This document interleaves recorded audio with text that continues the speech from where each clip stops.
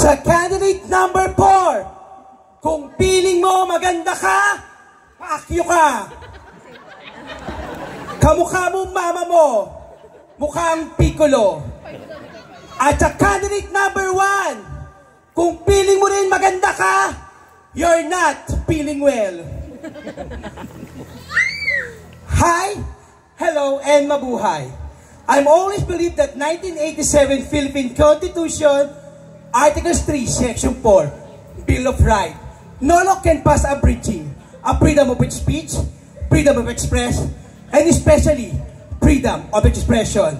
That I'm standing in front of you na nagsasabing, bakla, charing-charing, ano man pong panglalait ang itawag niyo sa amin. Amin po ang gabing ito. At kung kasalanan naman po ang pagiging bakla, at pagkakaroon ng pangit na muka, hinihingi po ito ng kapatawaran.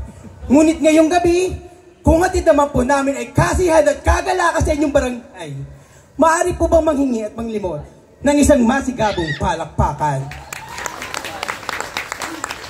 By the way, ang babaeng nasa inyong harapan ay ang babaeng nag-viral sa TikTok at ang babaeng kinasuhan na wala namang kaso.